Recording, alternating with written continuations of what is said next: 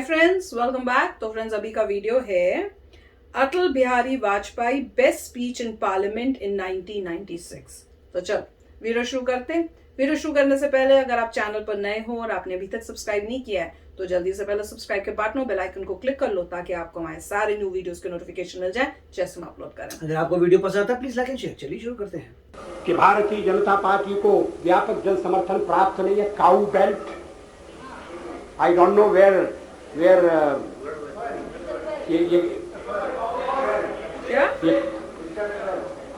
काऊ belt है, cow belt का समर्थन है। जो काऊ बेल्ट जिससे कहा जाता है उसको इस तरह से सदन में उल्लिखित करना। किस क्षेत्र की आप बात कर रहे हैं?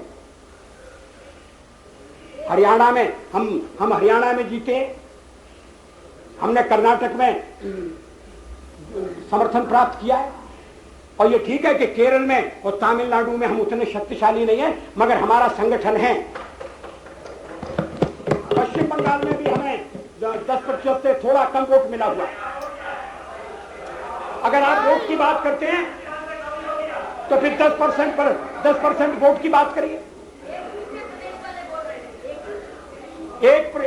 इस सदन में एक व्यक्ति की पार्टियां, एक व्यक्ति की पार्टी होता है, हम भी तनाव होते हैं। और वो हमारे खिलाफ जमघट करके और हमें हटाने का प्रयास कर रहे हैं। उन्हें प्रयास करने का पूरा अधिकार है, मगर है वो एक व्यक्ति की पार्टी। एकला चलो रे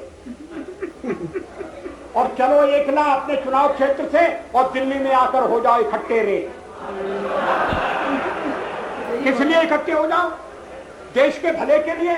स्वागत है, देश के भले के लिए ना ही। हम भी अपने ढंग से देश की सेवा कर रहे हैं। और अगर हम देशभक्त न होते और अगर हम निस्वार्थ भाव से राजनीति में निस्वार्थ भाव अपना स्थान बनाने का प्रयास न करते, और हमारे इन प्रयासों के पीछे 40 साल की साधना है। ये कोई आकस्मिक जनादेश नहीं है, कोई चमत्कार नहीं हुआ है। हमने मेहनत की, हम लोगों में गए, हमने संघर्ष किया है। पार्टी 365 दिन चलने वाली पार्टी है। ये कोई चुनाव में कुकुर मुक्के की तरह से खड़ी होने वाली पार्टी है। और आज हमें अकारण कटघरे में खड़ा किया जा रहा है क्योंकि हम थोड़ी ज्यादा सीटें नहीं ले सके। हम मानते हमारी कमजोरी है, हमें बहुमत मिलना चाहिए। राष्ट्रपति ने हमें अवसर दिया, हमने उसका लाभ उठाने की कोशिश की है। हमें सफलता नहीं मिली, वो अलग बात है, लेकिन हम फिर भी सदन में सबसे बड़े विरोधी दल के रूप में बैठेंगे और आपको हमारा सहयोग लेकर सदन चलाना पड़ेगा।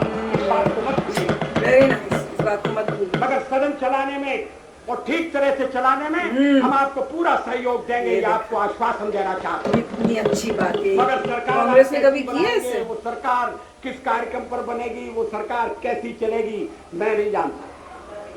लेकिन जहां तक दलितों का सवाल है, शेड्यूल कास्ट के टोटल मेंबर्स हैं 77 और उनमें से 29 मेंबर्स बीजेपी के चले गए।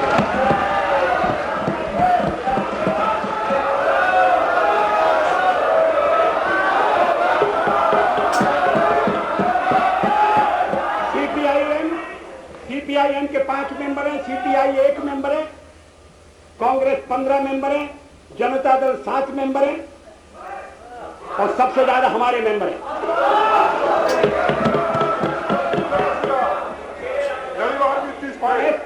एसटीसी में भी, शेड्यूल ट्राइब में भी total number of seat is 41, BJP 11। हमारा जनाधार नहीं है, हमें लोगों का व्यापक समर्थन प्राप्त नहीं है। अगर आप हमें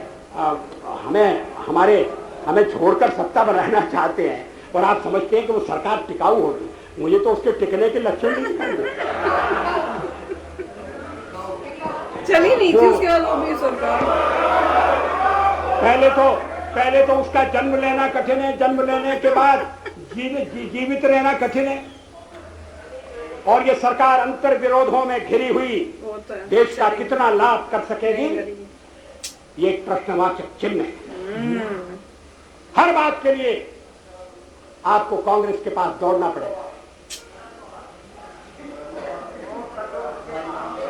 और जब आप उन पर निर्भर हो जाएंगे, अभी तो मैं नहीं जानता, पहले चर्चा हुई कि कुछ शर्तें लगाई जा रही, फिर चर्चा हुई कि कोऑर्डिनेटिंग कमेटी बनाना पड़ेगी।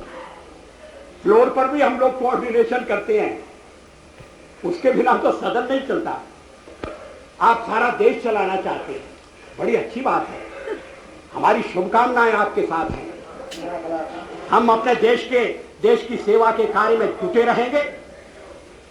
हम संख्या बल के सामने सर झुकाते हैं और आपको विश्वास दिलाते हैं कि जो कार्य हमने अपने हाथ में लिया है वो जब तक राष्ट्रीय उद्देश्य पूरा नहीं कर लेंगे तब तक विश्राम से नहीं बैठेंगे, तब तक आराम से नहीं बैठेंगे।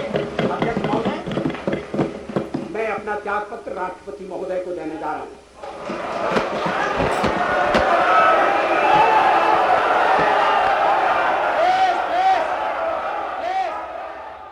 तो फ्रेंड्स, लास्ट पार्ट बड़ा सैड था कि त्याग पत्र देने जा रहा हूं। इसे मैंने पहले भी आपके साथ शेयर किया होगा कि पापा जो थे, जब ये हुआ था वो भी बहुत परेशान थे। उनके फेस से पता चल रहा था कि वो भी बहुत दुखी हैं कि ये क्या हो गया।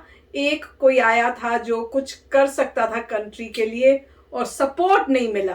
पापा ने, मुझे इतना पता है, मुझे याद है पापा ने कहा था बिक गए लोग, और उस वजह से जो है कंट्री में एक अच्छा मौका आया था कुछ होने का, वो जो है वो रुक गया। तो तब मेरे को याद है, मैंने पापा को कहा था कोई नहीं, नेक्स्ट टाइम जो है ना हम वोट देंगे, फिर जीत जाएंगे। पर अभी ये देख के लग रहा था कि काश वाजपेयी जी यहाँ पे अभी होते तो कितना उनको खुशी होती देख के कि देखो बीजेपी कितना अच्छा काम करी और कितना लोगों का प्यार उन्होंने जीता हुआ है। कि कहाँ आपके पास पहले कम वोट थे और अब देखो मेजॉरिटी से आई है।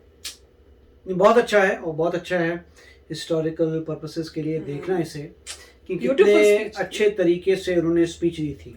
प्यारी, अच्छा कैरेक्टर नजर आ रहा है और ग्रेटनेस नजर आ रही है और सर्विस की भावना नजर आ रही है। देश के लिए सब कुछ काम करना है, बहुत ही प्यार से बात कर रहे हैं, किसी से लड़ नहीं रहे, समझा रहे हैं लोगों को तुम कैसे चलाओगे हमारे बिना। तो बहुत ही अच्छे तरीके से, गुड कैरेक्टर से उन्होंने ये बोला है। स्पीच अमेजिंग है। और आजकल देखिए तो क्या हो रहा है, किस तरीके से किसी को कंप्लीट भी नहीं करने देते, कैसे टोकते हैं।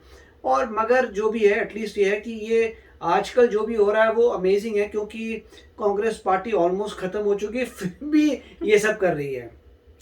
इसीलिए कुछ लोगों ने यही कहा था, मोदी जी ने भी कहा था कि आपकी बस ईगो ही रह गई है, आपने कभी देखा ही नहीं कांग्रेस पार्टी को कि भाई आप देखिए आपकी हालत क्या है, मगर ईगो आपने बरकरार रखी है। तो यहाँ पे आपको नजर आ रहा है कितने अच्छे तरीके से उनका सपना साकार हो चुका है। ऑफ कोर्स बड़ी जबरदस्त मेजॉरिटी से बीजेपी आया, उन्होंने कहा कि हम अपना काम नहीं रोकेंगे, हम करते रह जाएंगे, और वही काम करते चले गए। और आज देश को, देश की सेवा हो रही है, और इतनी अच्छी सेवा हो रही है कि देखो कंट्री कितनी स्ट्रांग हो गई है कि हर कोई उससे दोस्ती करना चाहता है। बिल्कुल, ये अमेजिंग बात है कि और लोगों ने भी सही पार्टी को सिलेक्ट किया है, जिससे सही पार्टी देश को आगे लेके जा सके। Very nice, amazing. तो चलो फ्रेंड्स, चलते हैं, मिलेंगे नेक्स्ट वीडियो में बहुत ही जल्द। Till then take care and bye bye. तो अगर आप मेरे इस चैनल पे नए हो तो जल्दी से सब्सक्राइब के बटन को हिट करो और बेल आइकन को क्लिक करो, ताकि आपको मेरा जब नया वीडियो मैं लगाऊं आपको उसके बारे में जल्दी से पता चल जाए।